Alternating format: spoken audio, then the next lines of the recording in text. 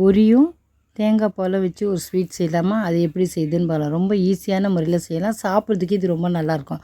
தேங்காய் பாலும் இது ஒரு பால் கொழுக்கட்டை மாதிரி. அது எப்படி செய்யுதுன்னு பார்க்கலாமா? அதுக்கு தேவையான பொருட்கள்: சர்க்கரை, தேங்காய், பொரி இதை மாதிரி ஜாரில் போட்டு அரைச்சிக்கணும். மழமழன்னு அரைச்சிக்கணும். நல்லா மழமழன்னு அரைச்சிக்கிட்டு ஒரு பாத்திரத்தில் எடுத்து கொட்டிடுங்க.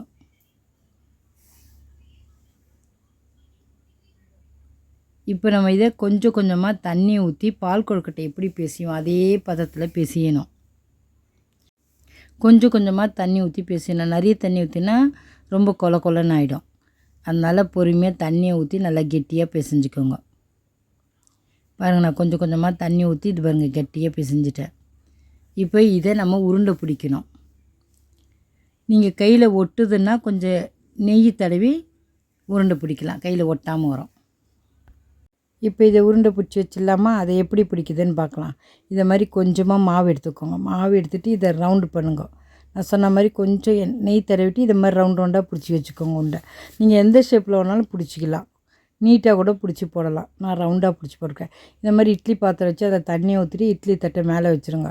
அதில் கொஞ்சோண்டு நெய் தடவிட்டு இல்லை எண்ணெய் தடவிட்டு இதை மாதிரி எல்லாத்தையும் அடிக்கிட்டு இட்லி குண்டான மூடி வச்சுட்டு ஒரு 5 நிமிஷம் 3 நிமிஷத்தில் வெந்துடும் அது. இப்போ நம்ம தேங்காய் பால் எடுக்கலாம். தேங்காய் இதை மாதிரி எடுத்து கீணிக்கோங்க. பொடிசாக கட் பண்ணி ஜாரில் போட்டு தேங்காய் பால் எடுத்துடலாம். இந்த மாதிரி கொட்டி நல்லா அரைச்சிருங்க. சர்க்கரை, இப்போ தேங்காய் பால்லே சர்க்கரையை போட்டு அரைச்சிருங்க. ஒரு ஆள் சாப்பிட்ற மாதிரி தான் நான் கொஞ்சம் தேங்காய் பால் எடுத்துருக்கேன். பாருங்க, ஒரு ஆள் தான் சாப்பிட முடியும். தேங்காய் பால் எடுத்து வெடிக்கட்டி அதை மாதிரி வச்சுக்கணும். இப்போ அதுக்குள்ளே வெந்துருச்சு. நம்ம தேங்காய் பால் எடுக்கல, இது வெந்துருச்சு. இப்போ இதை ஒன்று ஒன்றா எடுத்து தட்டில் வச்சுருங்க. எல்லாத்தையும் தட்டில் வச்சுட்டு இப்போ எப்படி தேங்காய் பாலில் போட்டு சாப்பிடுதுன்னு பார்க்கலாமா? முதல்ல தேங்காய் பாலை கிண்ணத்தில் ஊற்றிடுங்க. ஊற்றிட்டு இதை எடுத்து ஒன்று ஒன்றா எடுத்து அதில் போடுங்க. இப்போ நான் வேணுன்னா இன்னும் கொஞ்சம் தேங்காய் பால் ஊற்றி சாப்பிட்லாம். தேங்காய் பால் இதில் நிறைய ஊற்றி சாப்பிட்டா ரொம்ப நல்லாயிருக்கும் சாப்பிட்றதுக்கு. அவ்வளோதான், ரெடி ஆயிடுச்சு. இப்போ நம்ம சாப்பிட்லாம். சாப்பிட்டு பார்த்துட்டு எப்படி இருக்குதுன்னு சொல்லுங்கள். நீங்களும் இதே மாதிரி செஞ்சு பாருங்கள். சாப்பிட்றதுக்கு இது ரொம்ப நல்லாயிருக்கும்.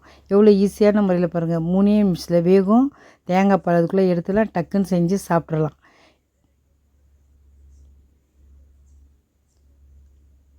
இந்த மாதிரி கட் பண்ணிவிட்டு தேங்காய் பால் எடுத்து சாப்பிட்டு பாருங்கள். ரொம்ப நல்லாயிருக்கும் சாப்பிட்றதுக்கு. இது எவ்வளோ ஈஸியாக செஞ்சிடலாம் பாருங்கள்.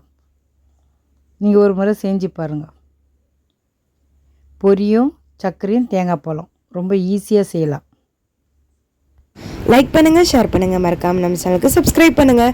தேங்க்ஸ் ஃபார் வாட்சிங்.